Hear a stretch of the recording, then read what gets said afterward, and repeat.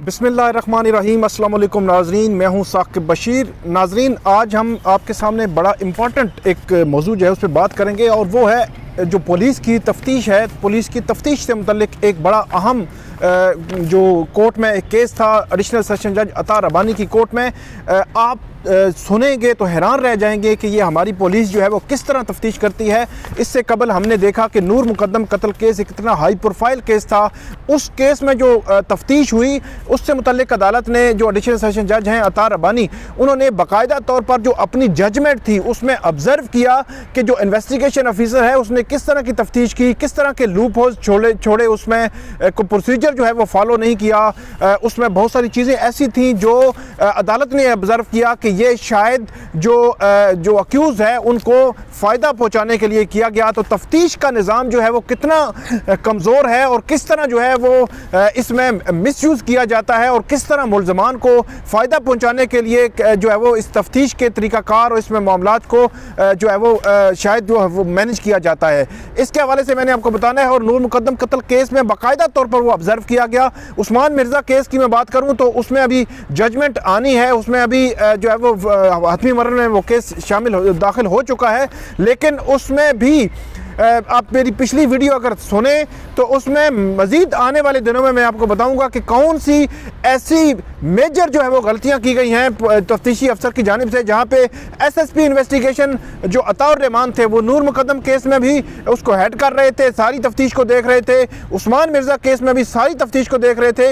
लेकिन उसमें कितने बड़े ब्लंडर किए गए, कितने लूप होल छोड़े गए, उसमें जो उस्मान मिर्ज़ा केस के हवाले से स्पेसिफिकली मैं आपको बताऊँगा। और नूर मुकद्दम कत्ल केस भी अब हाई कोर्ट में आ रहा है। हाई कोर्ट में उस हवाले से बहुत सारी चीज़ें जो है वो आनी है। ख़ास तौर पर ये तफ्तीश वाला जो मामला है ये हाई कोर्ट में भी, हाई कोर्ट ऑर्डर में जब देखेगी तो डेफिनेटली इसको भी ऑब्जर्व करेगी।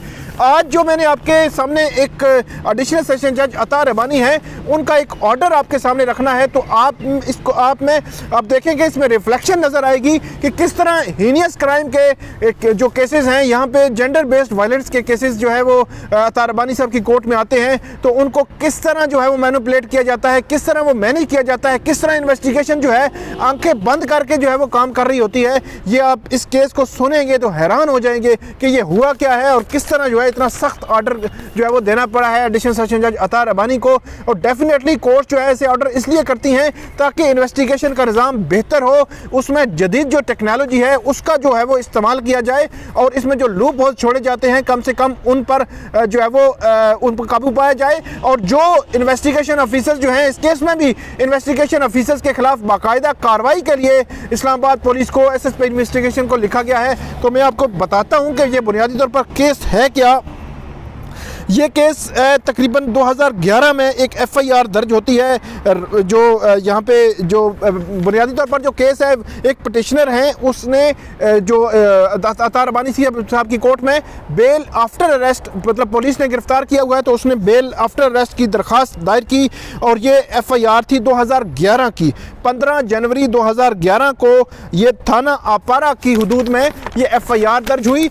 उस एफआईआर के जो मतन है उसमें बुनियादी तौर पर जो पिटिशनर ने अपना केस अदालत के सामने पेश किया उसको मैं बताता हूं पहले आपके सामने।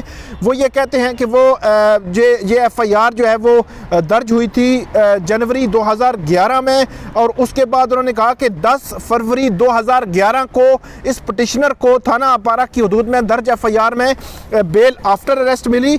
और उसके बाद ये भी कहा गया कि ये रिकॉर्ड में चली गई सारी एफआईआर। और उसके बाद 2022 में, मतलब 2011 के बाद 2022 में ये कहते हैं कि जो तफ्तीशी अफसर है उसने जो इसमें कंप्लेनेंट है उसके साथ मिलकर एक ब्लाइंड जो है वो केस बनाया और इसको गिरफ्तार किया और उसके बाद बिहाइंड द बार जो है वो डाल दिया। और जो ये कहते हैं कि एफआईआर के हवाले से भी उसने बात की कि वो फास्ट जो है वो एफआईआर हुई। लेकिन टेक्निकल पॉइंट आपने समझना है कि 15 जनवरी 2011 को एफआईआर होती है और इसमें बाकायदा एडिशनल सेशन जज जो इस्लामाबाद कचहरी के हैं वो 10 फरवरी 2011 को इसमें जो पिटिशनर है उसको बेल ग्रांट कर देते हैं।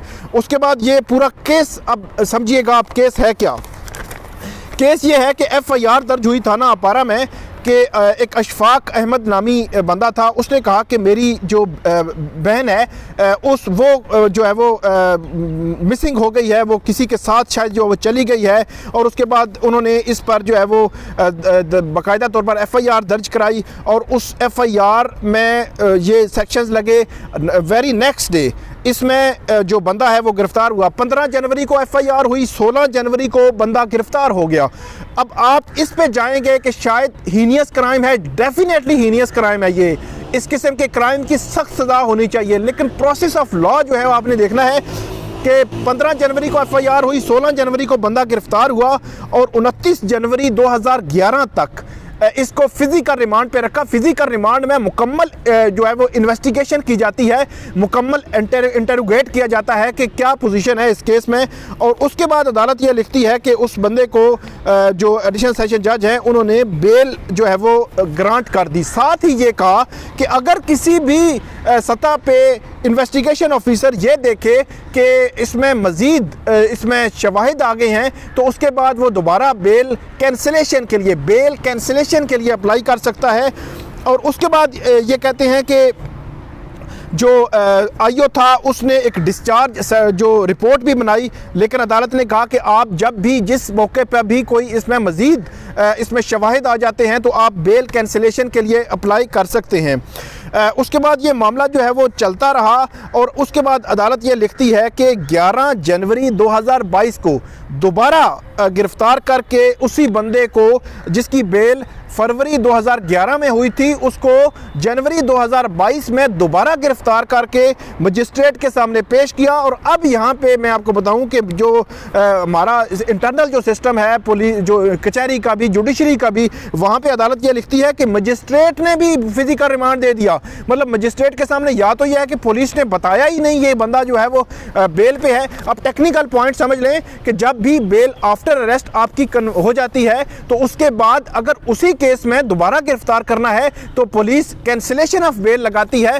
उसको बगैर कैंसिलेशन ऑफ बेल के गिरफ्तार नहीं किया जा सकता कानूनी तौर पर। यहाँ पे गिरफ्तार किया, मजिस्ट्रेट के सामने पेश किया, मजिस्ट्रेट ने फिजिकल रिमांड दे दिया। अब यहाँ पे दो बातें हैं, या तो पुलिस ने बताया नहीं मजिस्ट्रेट को, या मजिस्ट्रेट साहब जो है उन्होंने ध्यान ही नहीं किया कि इसमें तो ऑलरेडी बेल पे है बंदा, उसको कैसे फिजिकल रिमांड पे ले सकते हैं बगैर कैंसिलेशन ऑफ बेल के।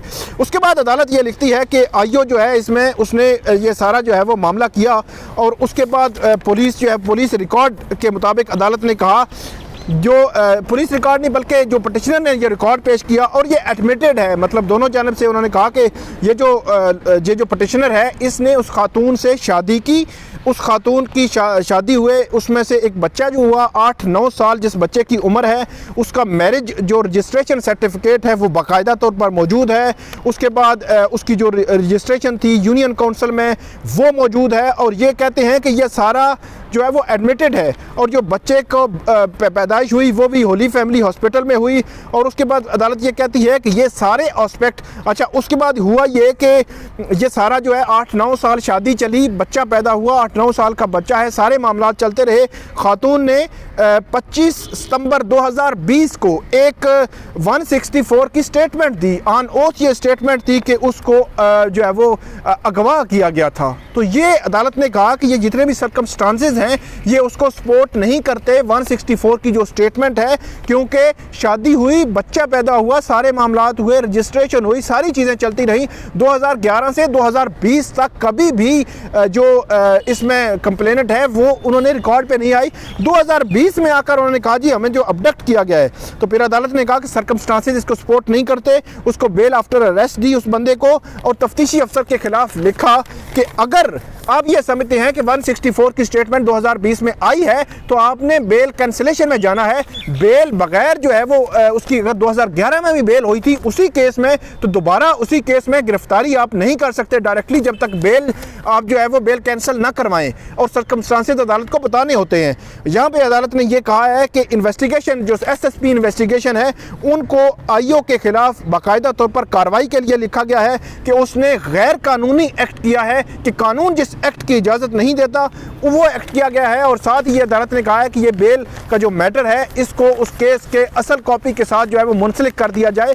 तो नाजरीन ये है इन्वेस्टिगेशन का मामला, हीनियस क्राइम है, उसमें अबडक्टी है तो उसको बिल्कुल इंसाफ मिलना चाहिए। लेकिन कानून जो कहता है उसके बाहर आप नहीं जा सकते। अगर 2011 में FIR हुई, 2011 में बंदे की जो जमानत हुई, 2020 में अगर 164 की स्टेटमेंट आती है तो अदालत ने सर्कमस्टांसेस देखने हैं और उसमें अदालत ये कहती है कि ये बाकायदा एक कॉन्ट्रैक्ट था मैरिज का, शादी हुई, सारी रिकॉर्ड पे चीज़ें मौजूद हैं।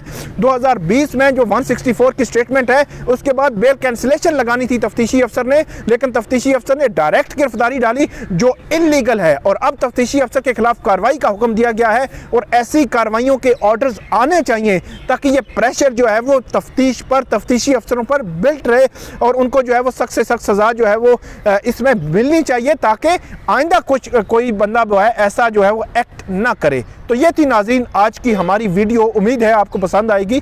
इस पर आप फीडबैक ज़रूर दीजिएगा, कमेंट ज़रूर कीजिएगा। बहुत शुक्रिया।